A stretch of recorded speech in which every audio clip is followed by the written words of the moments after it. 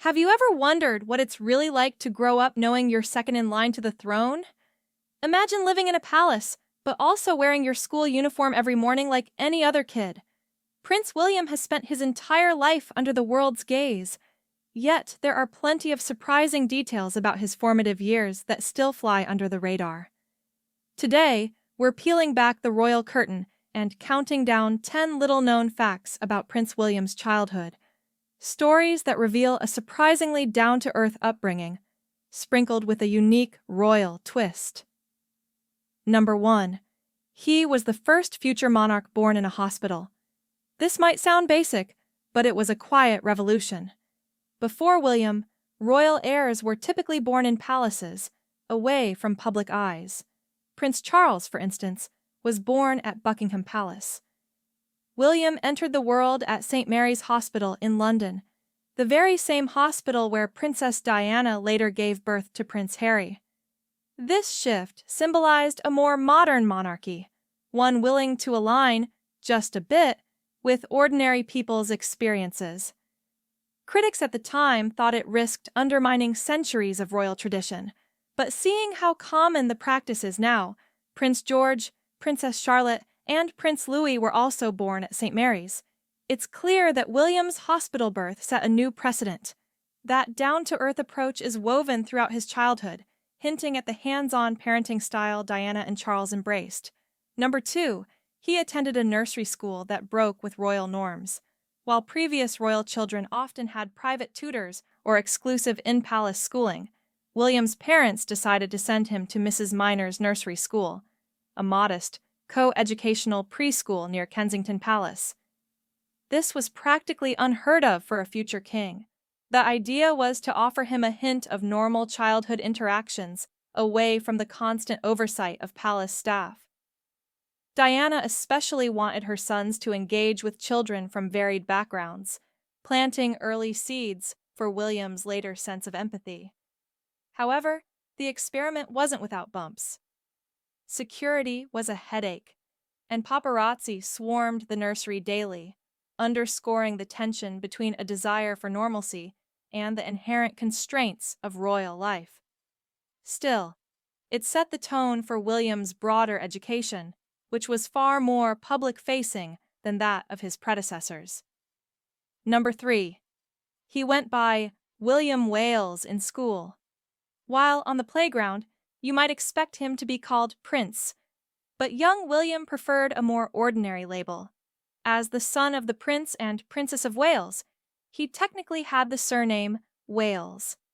So, at Ludgrove Prep School, and later at Eton College, he was simply William Wales.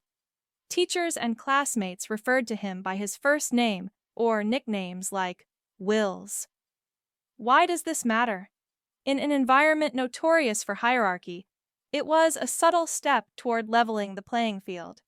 Even so, William was never just any student. His security detail and public profile made that impossible. Yet, adopting a regular last name signaled he was at least attempting to blend in. In hindsight, it echoes the more relaxed approach to titles we see in younger royals today. Number 4. He had a love-hate relationship with the paparazzi. Growing up under the press's lens was no picnic, especially after Prince Charles and Princess Diana's marriage hit turbulent waters. Paparazzi would stake out William's school events, snapping photos whenever he appeared. Diana, determined to shield him from the media frenzy, sometimes confronted photographers directly. This exposure taught William early on about the power and invasiveness of the media. Later in life, he'd channel these lessons into protecting his own children from relentless scrutiny. It also partly explains his guarded demeanor in interviews. Some critics say the monarchy relies on press coverage for survival, so complaining about paparazzi is hypocritical. Yet, William's childhood experiences underscore the monarchy's complicated dance with the media. They need publicity, but privacy is a constant battle. Number 5. His mother deliberately introduced him to life outside palace walls. One of the most poignant stories involves Diana taking William and Harry to visit homeless shelters, hospitals, and fast food chains. Yes, Diana once famously took them to McDonald's, an everyday treat for most families. but a novelty for princes. These outings were Diana's attempt to show her boys the real world, people from all walks of life. She feared an insular upbringing would stunt their understanding of normal hardships.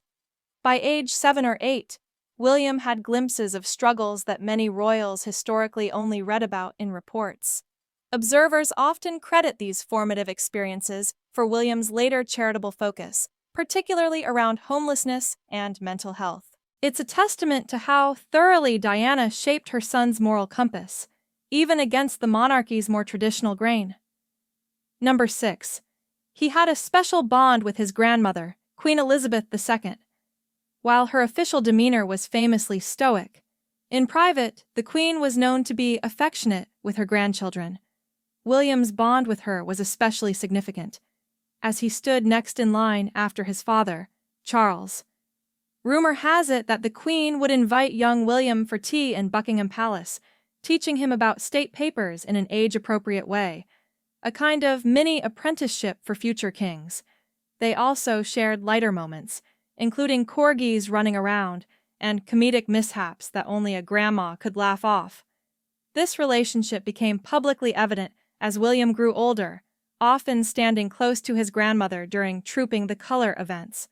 Historians note that while the Queen was more reserved in rearing her own children, she embraced a slightly more hands-on role with her grandkids, bridging generational gaps that helped shape William's sense of duty.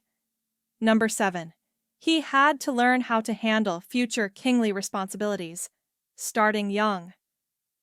It's one thing to learn math and grammar at school, but William also had mini tutorials on constitutional matters, British history, and the finer points of royal protocol. This wasn't official king school, but rather a series of discreet lessons from tutors and palace aides. Think briefings on how to handle official engagements or how to read the court circular. As a boy, he reportedly found some of this stuff rather dull, like having homework no other classmates had to deal with. However, in light of his eventual role, these lessons were deemed essential. They stand in stark contrast to how past heirs might have learned the ropes only in adulthood.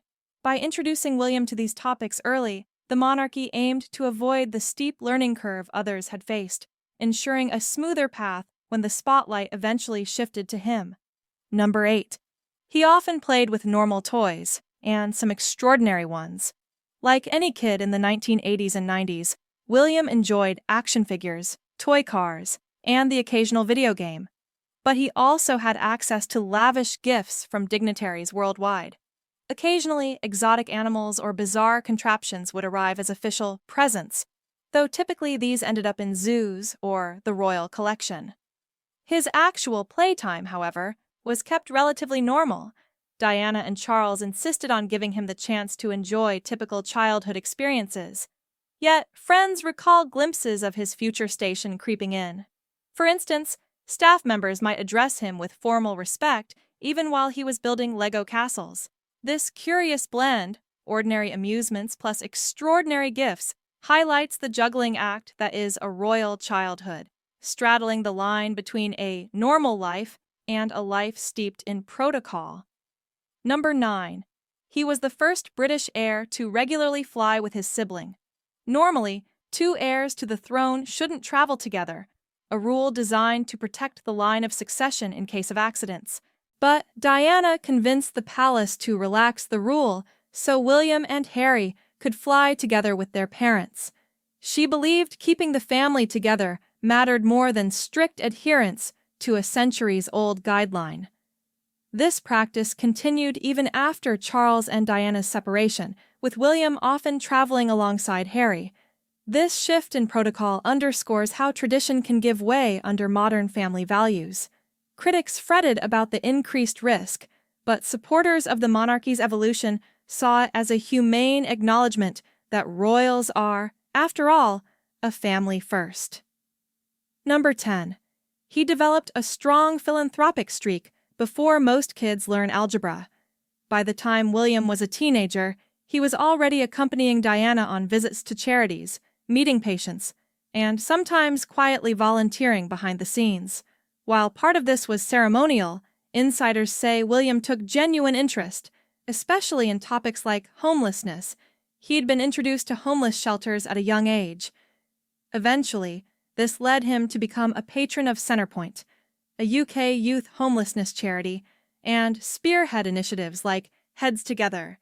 His philanthropic seeds were planted in childhood, shaped by seeing his mother's compassion in action. Today, he channels that energy into wide-ranging causes, from wildlife conservation to mental health awareness.